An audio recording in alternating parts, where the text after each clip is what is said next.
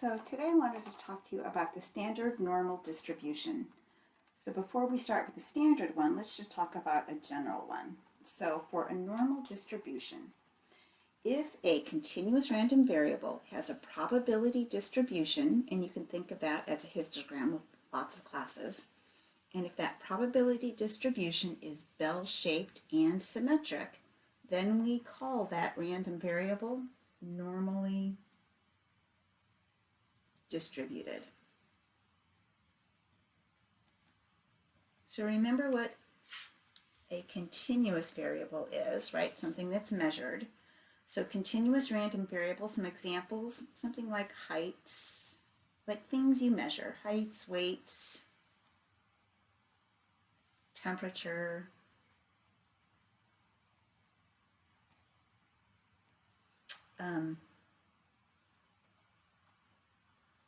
length of 2x4s. So things that we measure.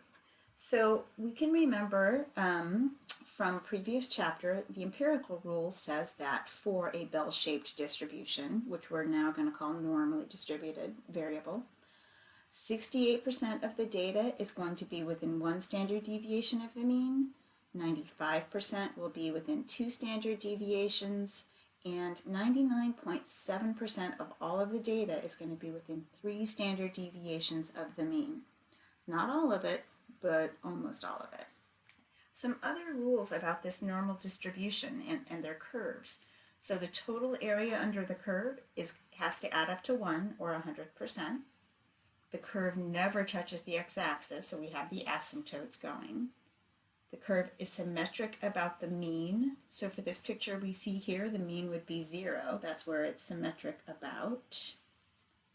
Half of the area, so 50% of the area is to the left and 50% is to the right. And the mean, median, and mode are all the same. Okay? So there are two parameters that affect the shape of a normal distribution. Right? So we need to know who's in the middle, and that would be the mean, and we need to know how spread out the data is, and that's the standard deviation. So remember, mu is our mean, and lowercase sigma is our standard deviation. So let's say for a particular population, the average height is 66 inches. I'll go ahead and use my symbols. And the standard deviation is 4.2 inches. So here's what we need to find out. 68% of the height will be between what two values? So the empirical rule says 68% are going to be within one standard deviation of the mean. So if this is our mean, and I'm going to go ahead and draw a much worse curve over here. Okay, so the mean goes in the middle because heights are normally distributed. And then I want to know, right, so 68% happen within one standard deviation. So what would the value be that is one standard deviation above the mean? We'll define that. Let's get my calculator here, and hopefully it's going to show up. So that would be 66 plus 1 of the standard deviation, so 70.2. And then one standard deviation below, 61.8. Right? So what we would say is that 68% of all the heights will be between 61.8 inches and 70.2 inches.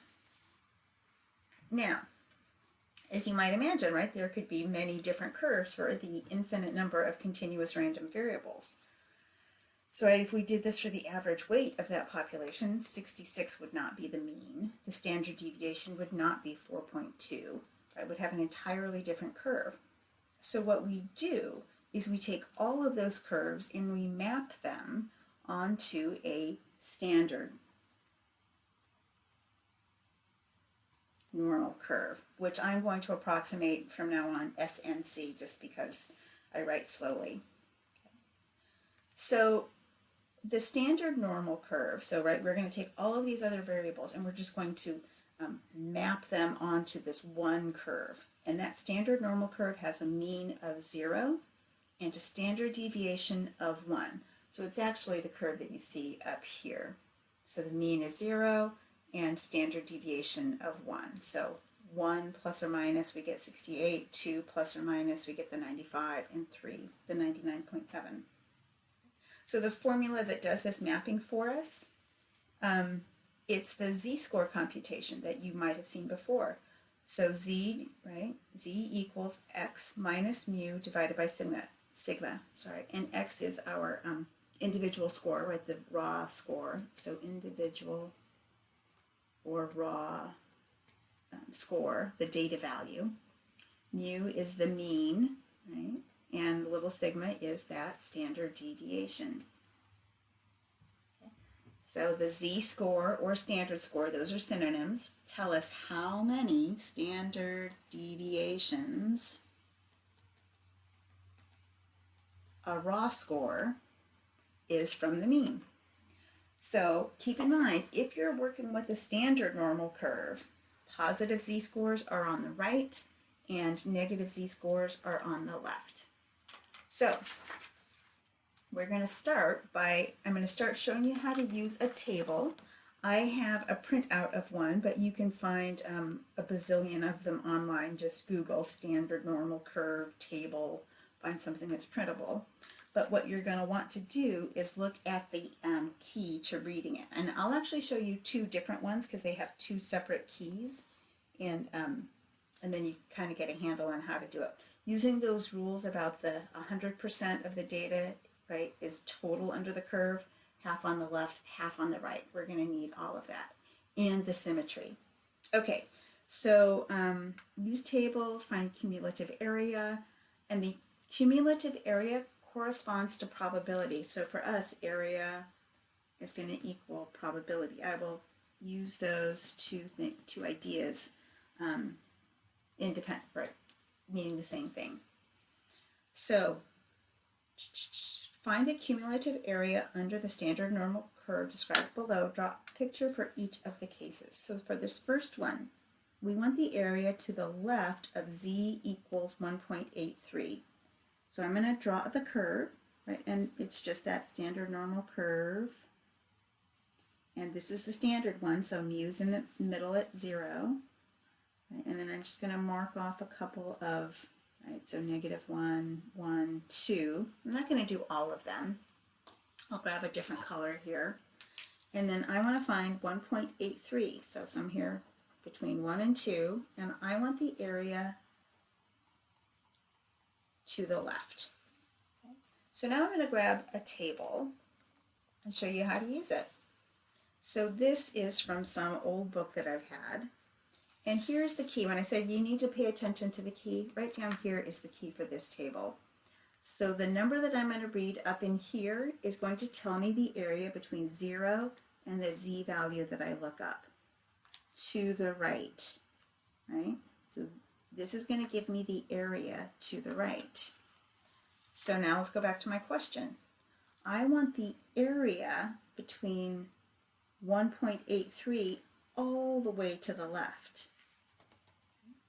So what I know is that from 0 to the left is 0.5 because 50% of the area, right, is to the left of 0. My table can give me that little portion on the right between 0 and positive 1.83. Okay, so here we go. So I need to look up a z value of 1.83. Now almost every table I've ever seen works the same way. You're going to have the ones position and the tenths position in a column. So I want to find 1.8 along my column, and it's right here. And then the hundredths position, I'm sorry, I'm trying to keep it so you can see all of it. The hundredths position, so in this case that 3, so 0.03 is going to be across the top. And then you want to find where those two values meet. So I'm going to come down the 0.03, come across the 1.8, and it lands me at 0.4664. So the area between 0 and 1.83 is 0.4664. So the total area to the left of 1.83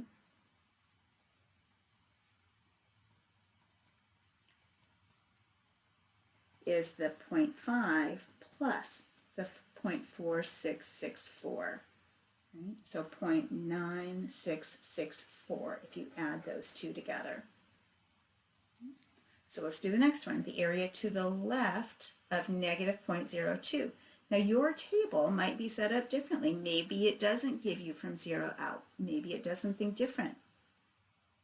You're going to have to practice with it and get to know how to read your table. I'm going to show you in just a few minutes how to do this on the calculator. So if you're wanting to skip ahead, I'm not going to deal with the calculator or with the tables, I'm just going to do it with my calculator. That's great. Go ahead and skip ahead probably about 5-10 minutes and we'll see you there. So to the left of negative 0.02, right? So find negative 0.02, really close to 0, and we want to be to the left of it. But notice my table only has positive z values. So keep in mind the curve is symmetric. So if I could find the value between 0 and between positive 0.02, that would give me this little bitty chunk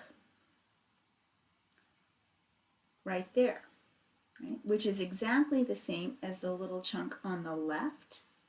So what I need to do, so if I find the area for z equals positive 0.02, which is, so 0.0, right, that leading 0, so we can see it. So I'm going to look up 0.0 and then come across to the hundredths position of 2, and that area is 0.0080. That's this little bitty chunk just beyond 0, right? But I want this amount over here on the left. So my total area on the left of 0 is 0.5, but I need to take away that 0.0080. So what that's going to give me, so I'm going to grab my calculator, 0.5 minus 0.08. So the area left of z equals negative 0.02 is 0.42. Okay, between z equals 0 and z equals 1.51, well, that's exactly how my particular table is set up, so that's going to be the easy one for me. So 0, 1, 2, 1.51, 0. So I'm looking at that area right there, which again is exactly what my table is set up to do. So I just need to find the z value of 1.51. 1.51. So 0.4345.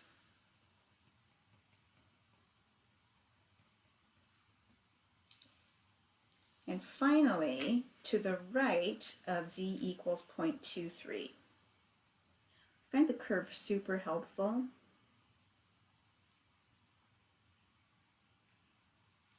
So to the right of 2.3. So when I look up 2.30, so 2.3 across in the column. So my hundredths position is still a 0, so I stay in that first column. So that area is 0.4893. So 0.4893, right, is between 0 and 2.30. I want that tail part. So the total area on the right, remember, is 0.5. So then I have to take off that part that we just looked up. And I am using my calculator for my arithmetic today. Don't want to give you guys a wrong number. So 0.0107. Okay, So the area, remember area is the same as the probability.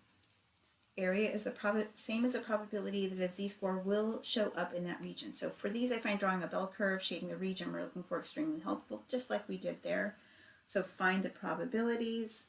So what's the probability that z, oh, my bell curves are getting bad, is less than 0.9, 0.09. So I've just drawn one standard distribution out from the mean of 0. So 0.9 right there.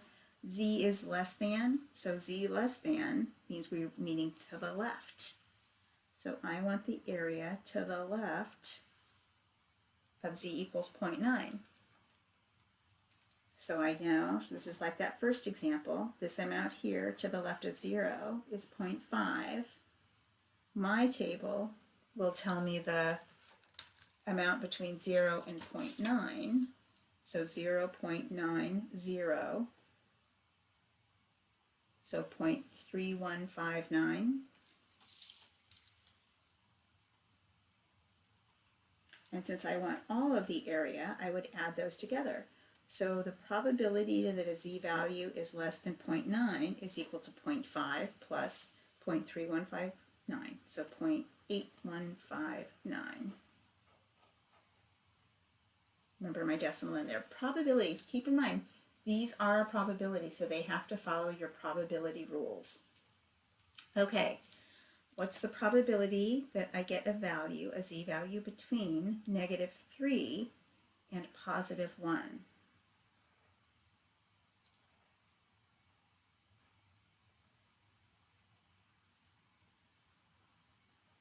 So -3 and +1. So think about how I could use this table and the symmetry. So my table will exactly give me this chunk here on the right-hand side, so between 0 and +1. So I'm just going to find 1.00, so that's 0.3413. And then for the left side, what I would look up is the positive, because it's symmetric. So if I found the value between 0 and +3, that's going to be the same as the value on the left between 0 and -0.3. So since my table only has the positive values, I'm just going to have to know that part, know that it's symmetric. So I'm going to come to z equals 3.00, and that value is 0.4987.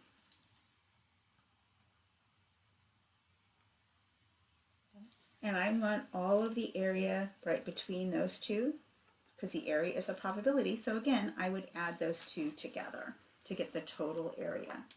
So 0.4987 plus 0.3413. So the area between -3 and 1, the probability is 0.84.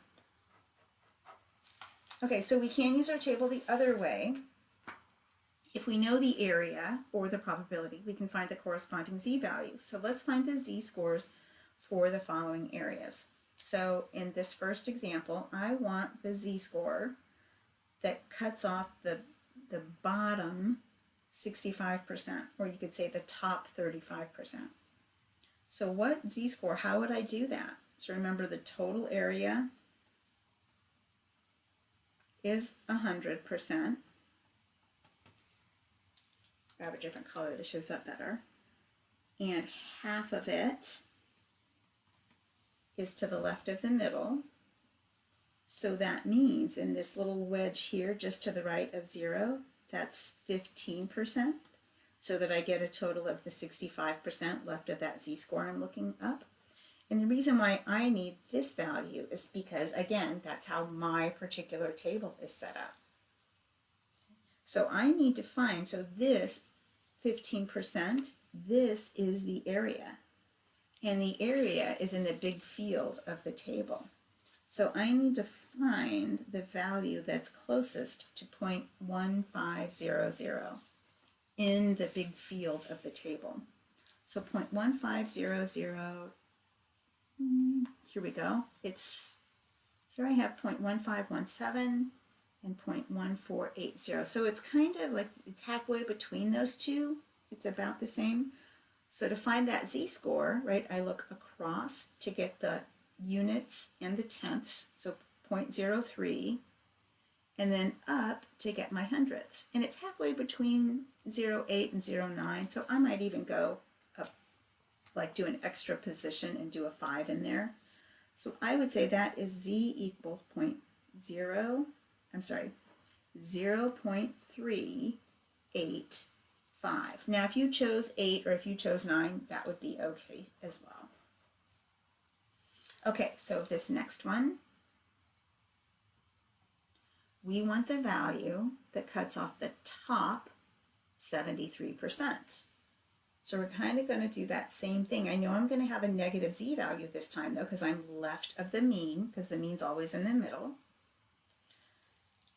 And let's see, if 50%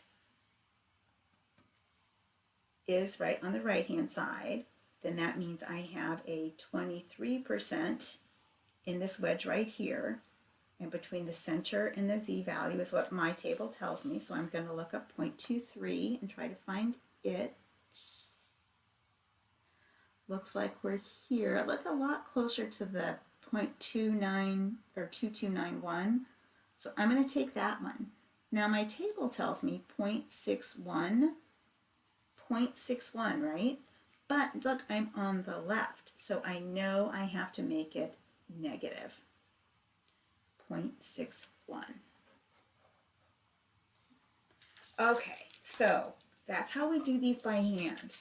Now, on the calculators, the reason why I show you by hand, because I know some people really don't like the calculators, you're intimidated by it, but what just took me 22 minutes to do with a table, I'm going to do in less than 5 with the calculator.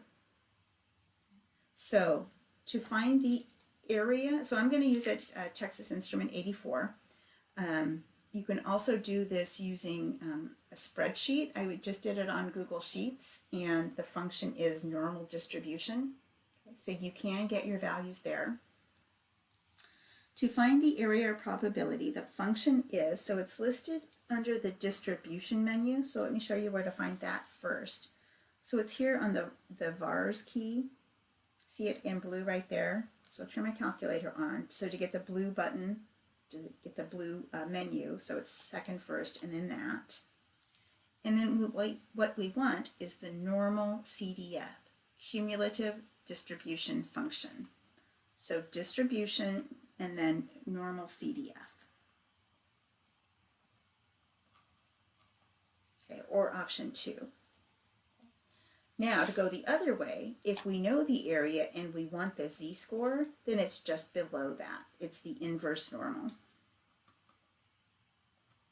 Now, some of your calculators might not prompt you exactly like mine will, but keep track of what order I type these in. Gosh, I sure hope you guys can see that. The glare looks pretty bad on my screen. Let me move my calculator around, see if I can find a good spot for it. Oh, there we go. If I take it off the white page. There we go. A little bit better.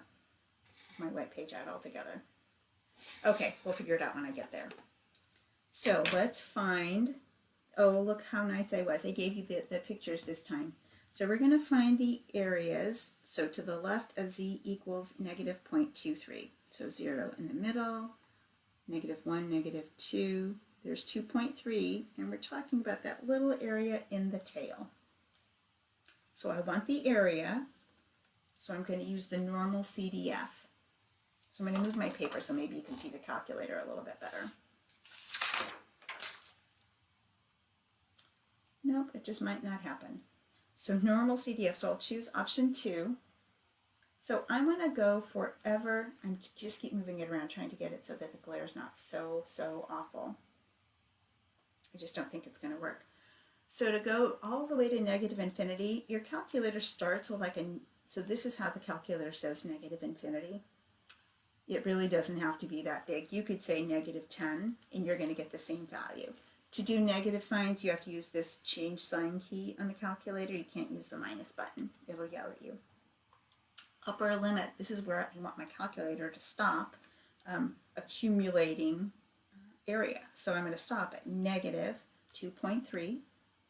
The mean, because I'm on the standard curve, is 0. The standard deviation is 1, and then I'll hit paste.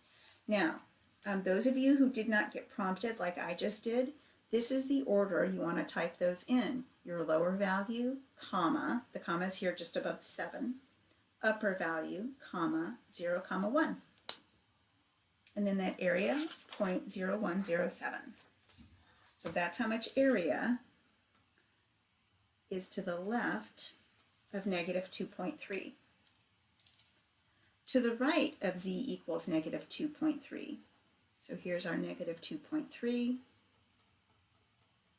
If I want the area to the right of that, so back to your distribution menu, normal CDF. So now your lower limit, this is the number where you want to start. So negative 2.3, upper, this is where you want to stop adding up, and I'll go to 10. Again, mean and standard deviation are 0 and 1 for the normal curve. So 0.9893.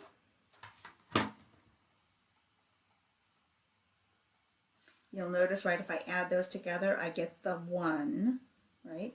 100%, because on A, I took the area to the left. On B, I took the area to the right of the same number.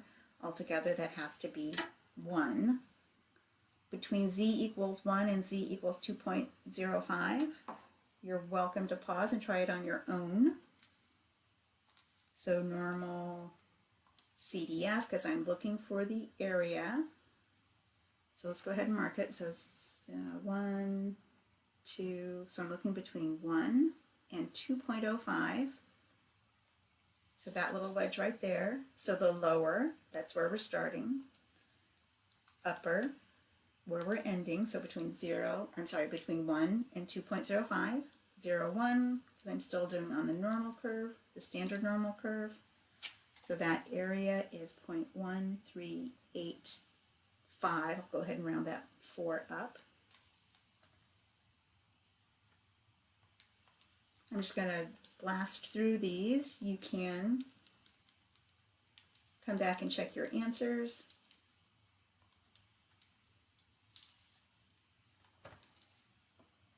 Zero, 1, 2. Oh, that's just a little bitty wedge here.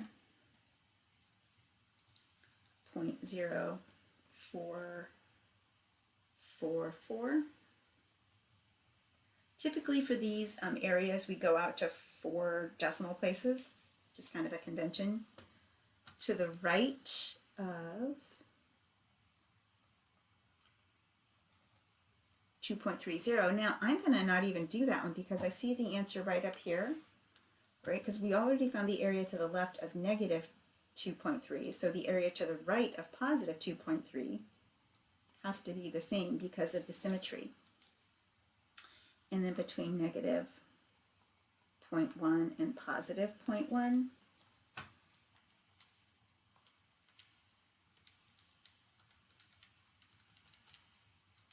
is that little wedge,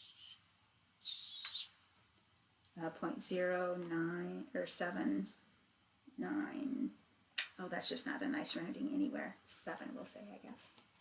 Okay, and then going the other way. Now we have the area and we want the z-score. So lower 90%. So that means I'm going to have some cutoff up here where I have 90% to the left and 10% to the right. So I know I'm going to get a positive z-score. So that is the inverse normal. So the area, so this is going to be area to the left. So inverse normal, right? So we're using inverse normal. And the area is area to the left. That's just how the calculator is set up to give it. So I'm going to put in 0.9. Right, so I changed the 90% into a decimal. And it tells me that the z-score of 1.28 cuts off the lower 90%, right? Or, right, cuts off the 90th percentile. Middle, 50%.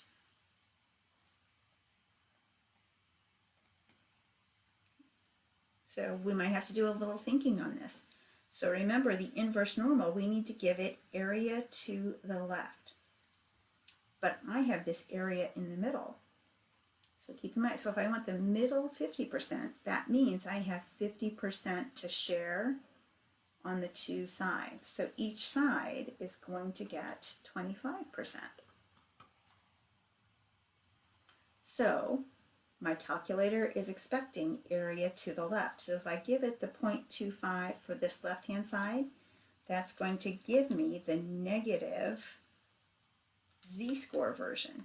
And then I can just use my symmetry to get the positive one. So negative 0.67 and positive 0.67 would be the two z-scores. Should have circled the ones you were looking for. There we go. Upper 15%. Okay. If my calculator is expecting the area to the left, that means I do some subtracting and find that that's 85%. So back to the distribution, inverse normal, 0.85. Those of you who don't get prompted, right, here's the order. So inverse normal, area, comma, mean, comma, standard deviation. So that z-score, good, it's positive, 1.04. Right, notice it's to the right of the mean. Middle, 80%. That means there's 20% to share, so each of these is going to get 10%. So I'm going to show you guys a trick. So I know the only thing I need to change on this is that area. So I'm going to use my arrow button, grab that last calculation, and just type in a 0.10 for the lower 10%. And that gives me a value of, didn't we? Oh yeah, 1.28. We already found that, didn't we? So negative 1.28 and positive 1.28. Upper 85%. Oh, so upper 85%. So that's to this side. So again, using symmetry, look, because I see it right there, I know that that's going to be negative 1.04. And then the middle 98%. So how much is there to share in the remaining, right? 2%. So each side gets 1%. So 1% as a decimal is 0.01.